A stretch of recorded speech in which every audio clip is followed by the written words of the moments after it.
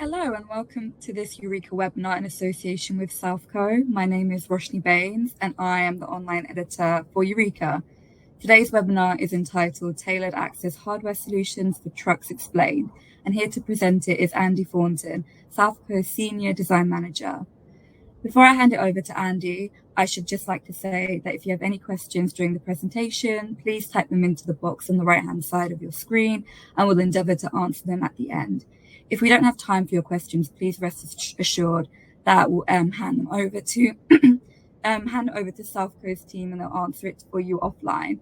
And with that being said, it just remains for me to hand over to Andy to start his presentation. Thanks, Rosh.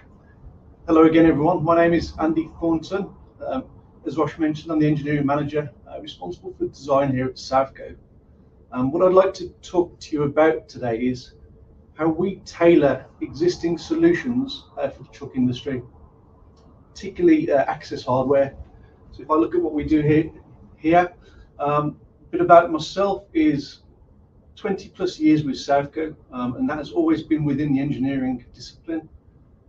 First 10 years focusing on design, and the last 10 plus years focusing on the leadership of the design teams. Throughout that time, we've always created new products. That's continuing what we do. With a focus, and that's what I'm going to talk about today, on the truck industry. Personally, I've had a lifelong interest in cars, boats, and heavy vehicles, so it's made it easy and interesting to work with those industries and create product for them. A bit about Southco, if you're not aware. Here at Southco, we create access hardware. So what is access hardware? That is anything that opens, closes, or moves or positions is what we do. We call it touch points because people interact with them. You go and you physically touch a handle, you open it, you pull a door open. So you may then want to position the door and keep it open. Again, that's what we do. We're around the world, situated in quite a few places. We manufacture in a number of facilities, and we've got a handbook of over 100,000 parts off the shelf, and it's using those that basically we create new ones, and we'll talk a bit about that in a moment, but just focusing on Europe. I'm based in Worcester, just across the road from the Worcester facility, which is primarily injection molding. They also have metals forming processes there and distribution. Over in Poland, we've got a big factory in Rzeszów that do a lot of metals work, so die casting, stamping and machining, and as well as distribution for Europe. Really the focus of today is I've called it reimagining without reinvention. This is, we look at that image of 100,000 products. We take 500 engineers, which is our global community of engineers here at Southco, and we take one product and we create something different. And over years we've created over 40,000 custom products, and you see on the screen there's quite a little industrial looking hinge on the left, and then on the right we see a tablet holder, and I'm going to talk a bit more about those in a bit. I've got 4 examples to share with you of similar products that we've done for the truck industry. Looking at a truck, and that pictured is a European style cab over vehicle. We break it down into the exterior and the interior. So exterior, typically anything that opens, closes or moves, we're there. So it could be the grille, it could be the toolboxes, it could even be the aerofoil kit or the side panels. They all have latches, they all have typically hinges, and they all need to open, close, and perhaps even lock and secure. I'll share with you an example for that in a moment. Interior wise, now this is quite a broad subject, I think, for trucks. I compare them. A truck is part office, part car, and part RV. It has to provide a lot of different functions to the users. What's nice is because we work in a large number of industries, we've got products from those exact industries that we can pull in and use in this application area. Okay, so jump into the chassis and exterior, and these are some of the products, and everything you see on there you can see on southco.com. Rotary latches, so I've got an example to show you on rotary latches.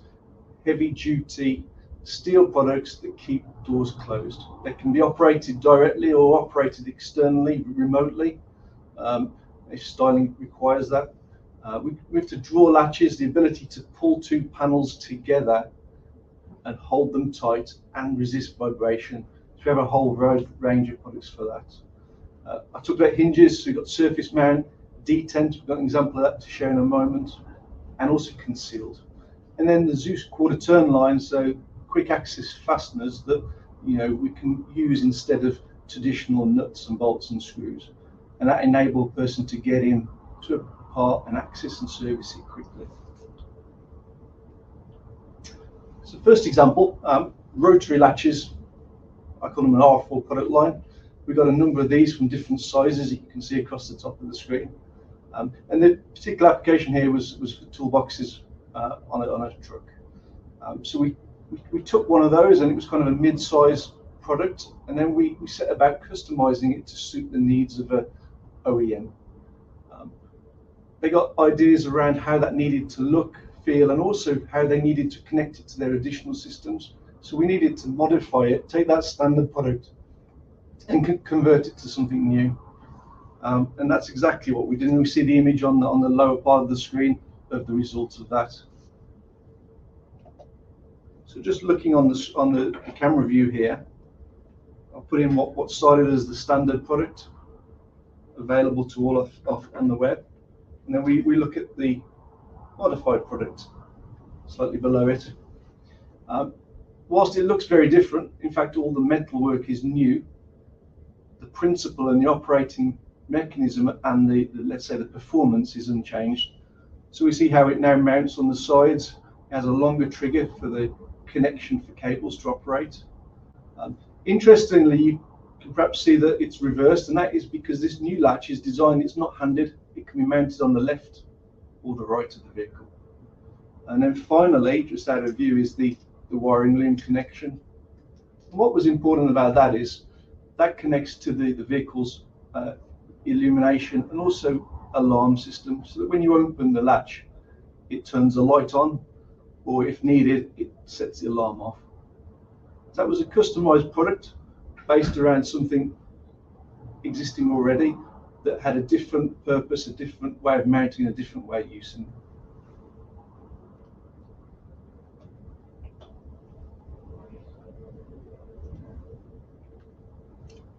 So changing gears and looking at the interior of the vehicle. There's a whole number of different application zones, and I picked sort of three to focus on. Push to close and glove box latches. So anything that needs storage, any cupboards, any lockers, any compartments that need closing and retaining shut, we make latches for, and I'll share an example of those in a minute. Then I'm introducing the word constant torque and counterbalance hinges. This is particular types of hinges that hold or position devices in a configuration. And a classic example of that could be a laptop hinge. You open the lid and it holds it wherever you wish to view the screen. And that's very much linked to the final, which is tilt monitor mount. So we see on that image there, there's at least two large monitors that perhaps need moving and positioning. And I'll share an example of products that we've created for that shortly. So first one, storage latching. So this product here borrows heavily on our automotive work. We've created a lot of glove box latches for cars, and you see the image on the top in the middle. That is a rotary latch. Again, it's rotary like the previous one, but this is all plastic, and it's slightly lighter duty and intended for internal use. And then the two below it, they're offsprings of that, used and created for the truck industry. So again, taking that existing theme and building on it. The one on the left shows a slightly curved paddle or handle. What we often do is work with truck OEMs and tier suppliers, and we need to style our products to meet the styling requirements of the vehicle. And that's a classic example. We took the existing rather square looking product and we restyled that paddle to make it fit in with that application environment. The one on the right with a sort of orangey coloured paddle, It looks kind of drastically different. However, the layout is very different, but the operating principles of it are the same. You can see that it's also inherited a lock to secure the storage compartment. We make a lot of locks, so we're able to combine two existing products and put those together. If I just put those into view on the camera,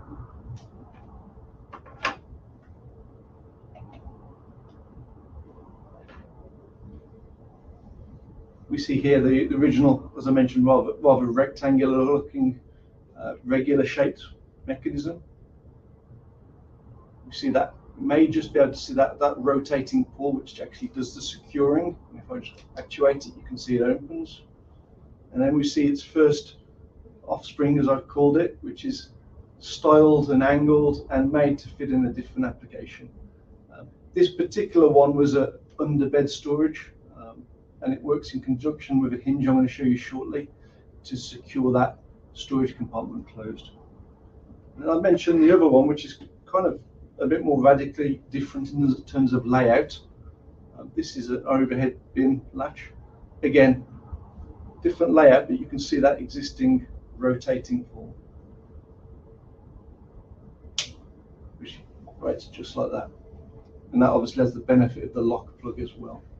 So that's a single point latch. Single point, it latches on one point. Moving on to its closely related product, 2-point latch. Again, a product we've borrowed from the automotive industry. 2-point latches are very common in car glove boxes. You see those on the top middle.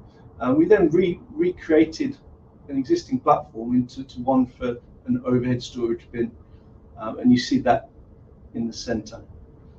Interestingly, working with the truck area OEM, we're able to rationalize the designs and get the number of configurations down to one. So there's typically 3 overhead storage bins.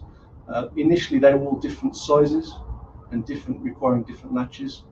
After a bit of design iterations, we're able to standardize on one latch that could be used in the 3 locations. And that was the end result. And just putting those into view on the camera.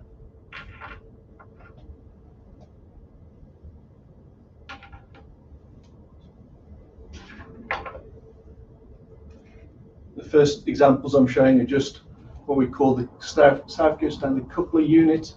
It's a coupling gearbox that enables you to connect 2 latching rods to one system and to be used together to secure. So building on that existing theme, we then created this new product which integrates the paddle and handle and lock plug within it. Interestingly, there's a second variant which doesn't have the lock plug. That's for non-locking applications, and that enables you to simply actuate and release the overhead bin by pulling on the handle.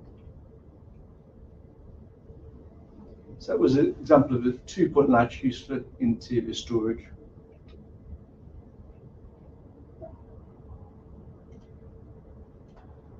Okay, I did indicate that the single point latch I just showed was used in an underbed application, and this is the hinge that works with it. So this is for the storage compartments. You lift the lid up, and then you would access perhaps luggage that's inside. At that point, you don't want the lid to be falling down on you while you're removing your luggage or looking inside the storage bin. So this particular hinge holds the lid open.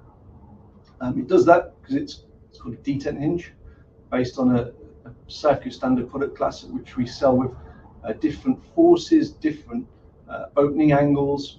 And what we did is we took one of those and reconfigured it to work in this application.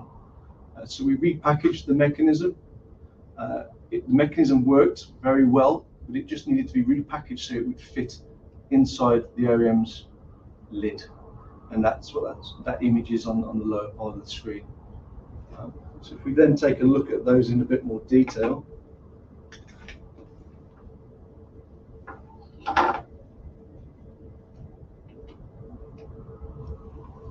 Okay, we see the original hinge, and then we see its customized a modified version.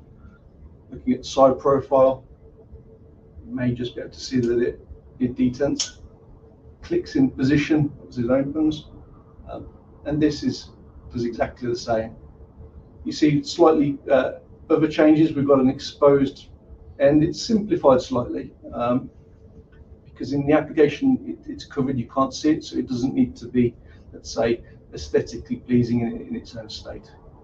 So that holds the storage bin open.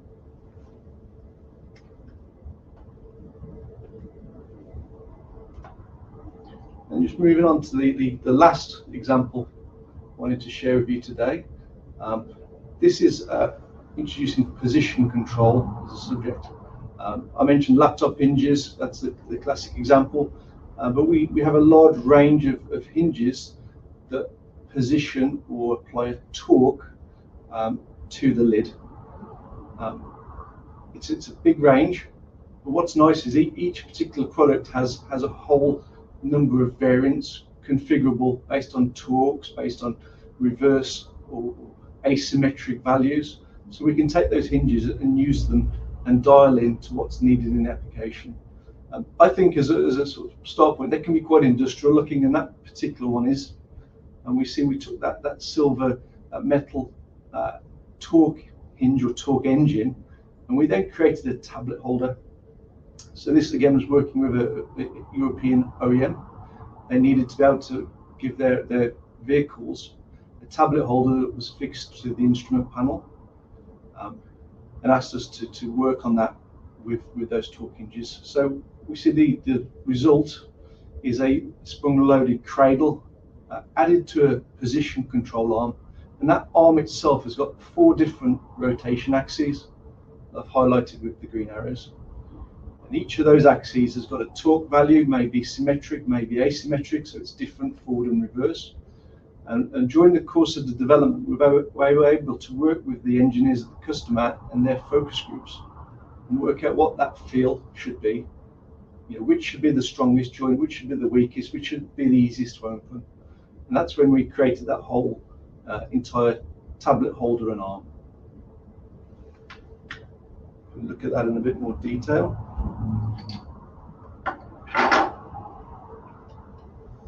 We look at the start point.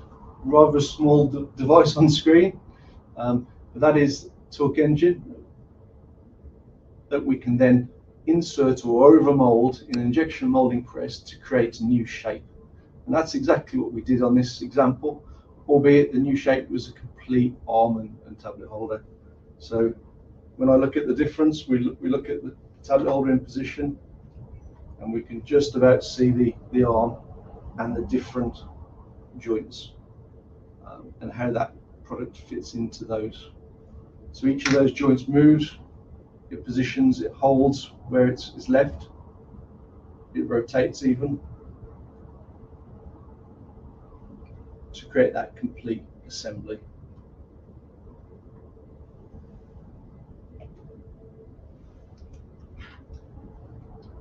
And with that, that concludes my examples, but I think I included these images here just to show what could be next. Interestingly, when we just looked at the tablet holder, I think if we'd looked at this presentation perhaps 11 years ago, we probably wouldn't have been talking about tablet holders, because at that point we didn't realize they were a thing or even we needed them. So I'm not going to predict what another 10 years is going to happen, or what devices we could need then. But what I would say is all the products I've shown you today, they have an electrical equivalent, and some of those shown on screen. When I say an electrical equivalent, that could be electrical actuation, electrical movement, or maybe electrical locking or isolation. And those products exist today. We're continuing to work on them and create more, and also to link them to apps and other control systems. And I think the advantages with electric, as well as, let's say, near silent operation, is you can control how they're used and when they're used. So the ability to perhaps isolate a compartment or door when a truck's in movement can be done electrically, or to control who's opened it and when they can open it and who's authorized to do that is another very easy thing that can be done electrically that is a lot harder to do mechanically. So I see great potential for products such as those. And that really concludes my presentation.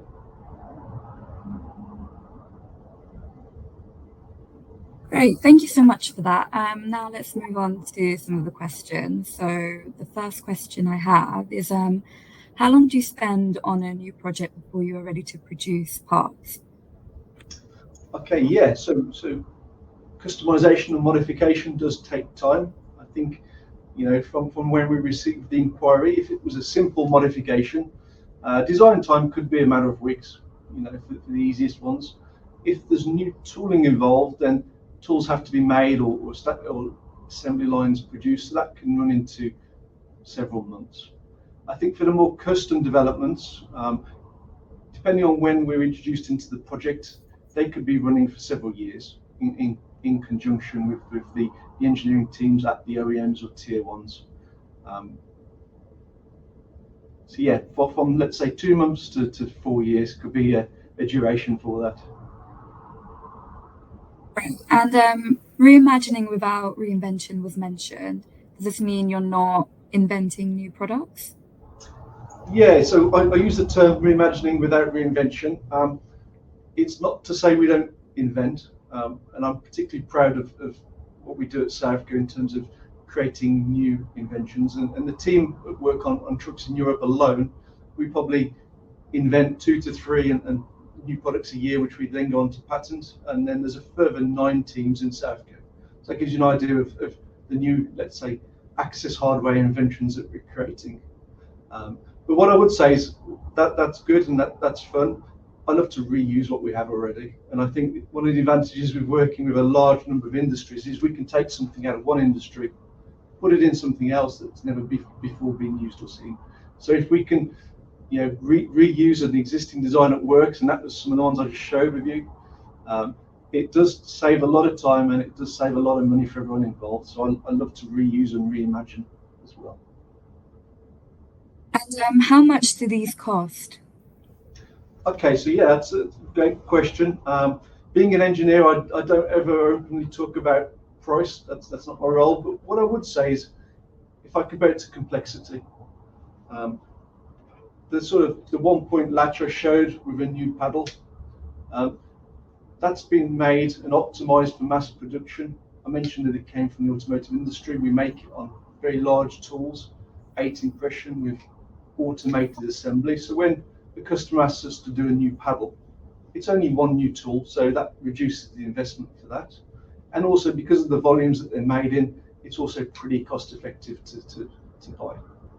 At the other end of the scale, the tablet holder is probably the most complex one I showed you today. There's a lot of features going on inside that, and also there's a lot of tools and styling aspects that were very unique to that customer. So a lot of specific new tools required to make that. So that needs a larger investment and obviously a larger cost. But likewise, if anyone does wish to talk about cost, then please inquire from Southco. My commercial colleagues would love to speak to you about that. Great. Unfortunately, that's all we have time for today. But as mentioned earlier, if you have a question that we've not had the time to ask, please remember it'll be handed on to Southco and they'll answer it for you offline. All that remains then is to say thank you very much to Andy for his presentation, and thanks so much to all of you for joining us. Thank you again. Thanks for your time and goodbye.